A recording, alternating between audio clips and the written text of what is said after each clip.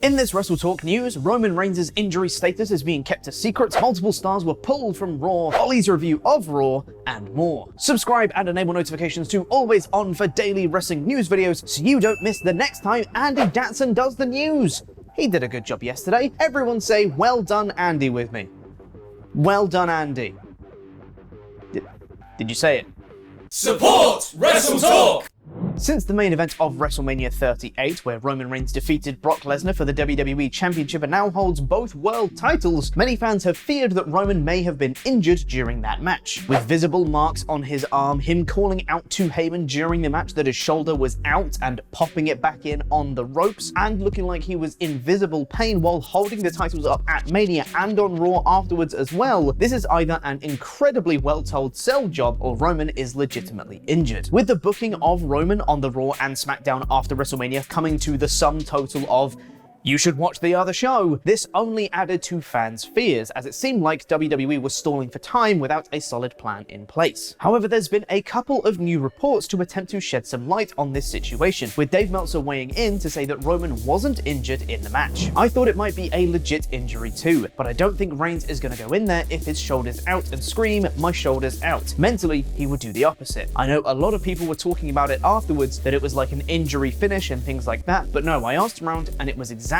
what it was supposed to be, which seems pretty conclusive. But then there's another report from Ringside News, pinch of salt required, that says that according to their sources within WWE Creative, no one knows the truth about Roman Reigns' potential injury aside from Roman Reigns, Paul Heyman, and the Usos, and Vince McMahon, and maybe Bruce Pritchard and John Laurinaitis. According to this same source within WWE Creative, they asked Vince McMahon about Reigns as they're trying to plan WrestleMania Backlash, but Vince didn't answer either way, which sure seems like he's trying to keep something hush-hush if this is the case. These rumors will probably continue to circulate up until Reigns wrestles again, but fingers crossed he's doing okay. Heading into last night's Raw, there were a couple of announced matches and segments, with Cody Rhodes versus The Miz, Rhea Ripley and Liv Morgan versus Sasha Banks and Naomi for the women's tag titles, and Veer Mahaan versus Rey Mysterio. However, those latter two didn't actually end up happening. It was acknowledged on commentary during the show that Rhea Ripley wasn't at Raw this week because she was in protocol, which I'm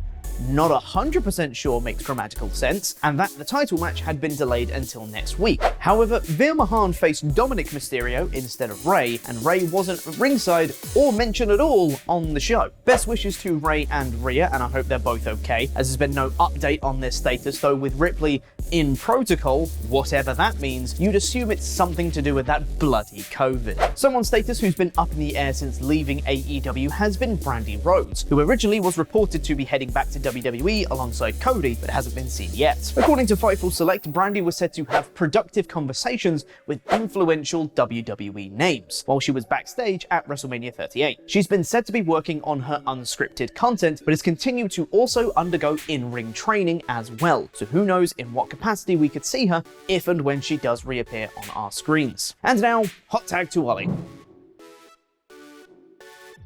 Thanks for your support on Patreon, Superkick, Nick Mazesco, and Ryan Disco Stewart.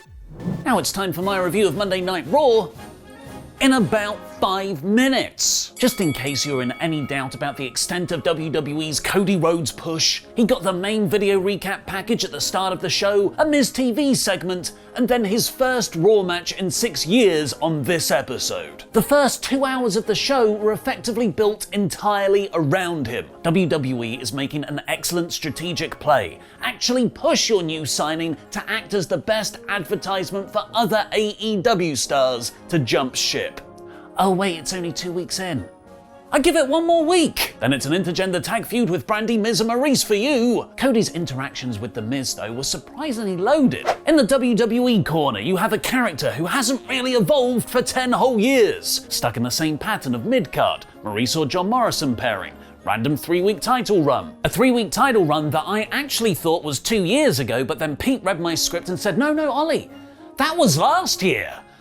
I don't believe him or Wikipedia, that was 2 years ago. But in Cody, you've got a guy that left and grew. Cody outlined the difference right away, saying that Miz hasn't changed a day, whereas Cody started a whole wrestling company and has blonde hair now. They lent into the WWE versus unsaid AEW ethos perfectly, with Cody saying banned terms like belt, or wrestler, and Miz shouting title or superstar over him. A war of terminology, a war of wrestling philosophy. And their acting talents complemented each other perfectly. Their match an hour later was fine. Miz worked over Cody's knee and Cody won with a single crossroads. It's super effective again. But the big angle was Seth Rollins challenging Cody afterwards to a rematch, which Rhodes accepted. I cannot believe I'm about to say this, but I'm actually more into the dynamic of Miz and Rhodes.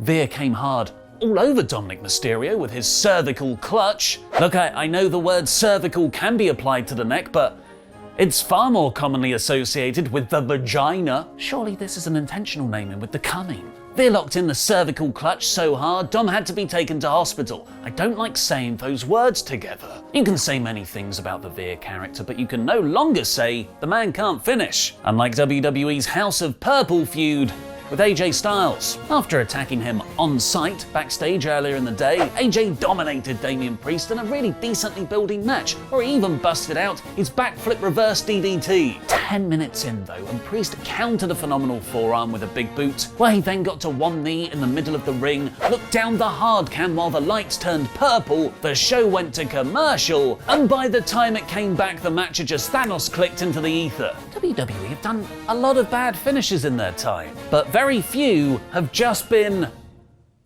lighting change. It was bad and actively harms Edge's up until this point very cool faction. Speaking of, other rumoured to be joining member Tommaso Ciampa made his main roster debut.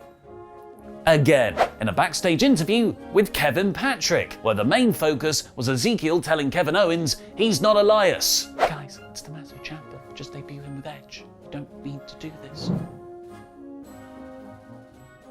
Rhea Ripley is in the protocol zone, so Liv Morgan lost to Naomi instead of the originally announced women's tag title match. Way to not build momentum by making Liv just lose again. MVP explained his actions in a VIP lounge segment next, saying he resurrected Bobby Lashley and Bobby wouldn't share his WrestleMania spotlight with him. MVP was excellent here. Him and Amos walked off while Bobby destroyed the VIP lounge set. Austin Theory told Adam Pearce and Sonya Deville he wants a US title shot, and also, from now on, just call him Theory, because Austin is a rubbish name. Does that mean when he finally wins the Universal Champion, he'll be proven and he'll rename himself Theorem?